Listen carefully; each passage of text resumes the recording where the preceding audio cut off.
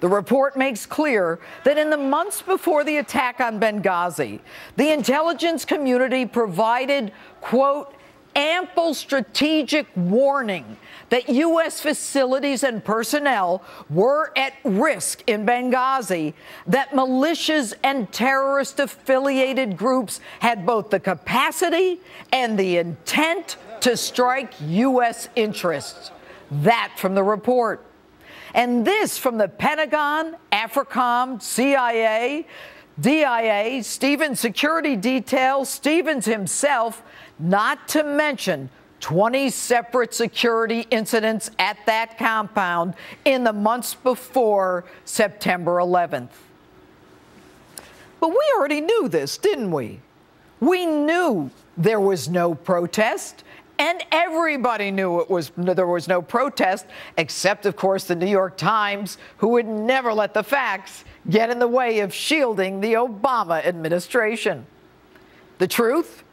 The FBI and the CIA admit they knew from the surveillance cameras, yet 2 weeks later, the president goes to the United Nations to blame the massacre on that despicable anti-Muslim video. Folks, I read this report. The word video is mentioned once. That's it. Once. And that's in connection with a protest in Cairo. But President Obama and Secretary Clinton take out an ad to apologize to the Arab world for this hateful video. And the narrative continues. Susan Rice is given her marching orders to talk about the anti-Muslim video. Think about it. They blame an unconnected video, but they had to agree to this narrative. They knew it wasn't a video or a spontaneous declaration. And yet, the talking points, the speeches, the words whispered in the ears of the families of the dead Americans were all about that despicable video. Why?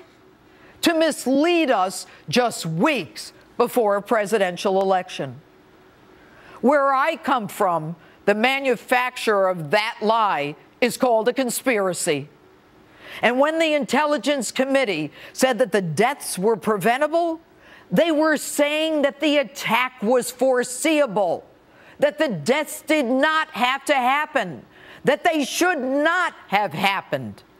And in doing so, the committee put the responsibility directly in the lap of the Obama administration and Hillary Clinton. Now, you remember her, the woman who was going to get to the bottom of this by appointing an accountability review board that would never interview her. I know you remember her, the Secretary of State, the one logging all those miles, unable to appear before congressional committees because she was traveling, because she had the flu, because she fell, and because she had a concussion. And when she finally does show up, she says she never saw the cables sent to her personally, signed by the ambassador, foreshadowing not only how they would die, but the very groups that would kill them. And then, Madam Secretary, you show up 4 months later after everyone else has given their version of the facts, so that all your ducks are in a row. And your efforts that night? It turned out we had people getting over that wall in Cairo, doing damage until we got them out. We had a serious threat against our embassy in Tunis. I had to call the president of Tunisia and beg him to send reinforcements, which he did, to finally save our embassy, which could have been a disaster. On the phone with Tunisia? What did I miss? Who died in Tunisia? But then again, you like phones, don't you? Remember this one? It's 3 a.m. and your children are safe and asleep. But there's a phone in the White House and it's ringing. Who do you want answering the phone? I'm Hillary Clinton, and I approve this message. But then again, what difference at this point does it make? As a Secretary of State, Your job was to protect the people in your charge. You are responsible for their safety and their well-being. You knew they were receiving danger pay because it was a dangerous area. You knew how dangerous this part of the world was. Hell, when you went to Benghazi, you had the Defense Department pre-position assets off the Libyan coast in case you needed rescue. What that tells me is that you understood the danger to yourself, but ignored it when it came to others. That's called negligence. You failed to perceive a substantial and unjustifiable risk, that the danger of death existed to the people in your charge. Your conduct was a gross deviation from the standard of care that any reasonable Secretary of State would observe. You disregarded the grave risk to the lives of Americans. You knew it. That's why you didn't go on the Sunday shows. You knew it, which is why you waited until everyone else had spoken so you could get your ducks in a row. And you knew it because of the cables from your friend and the deteriorating security situation in Benghazi. You knew it, which is why you appointed your friends to an accountability review board, which friends never even called you to testify. You knew it, which is why no one was ever fired in your department. You knew it because the only one who suffered consequences was the whistleblower who went against your dictates. So which is it? If you didn't know, then you're incompetent.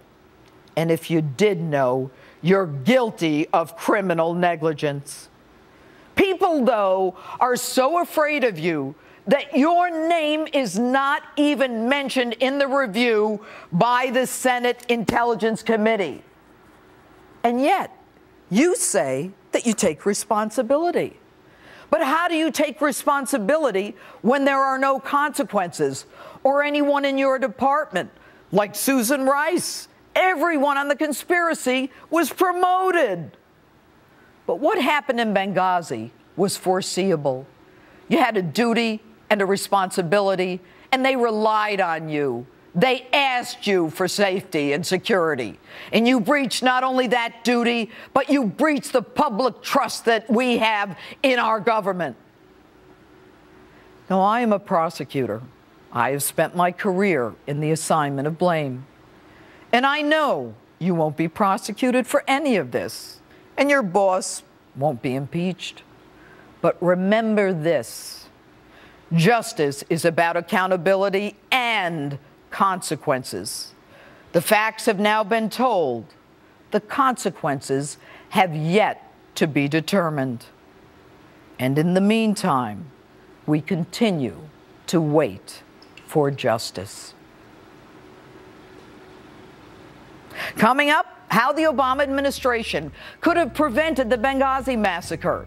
And vote in tonight's Instapoll. If Benghazi was preventable, should it derail a 2016 presidential run for Hillary Clinton?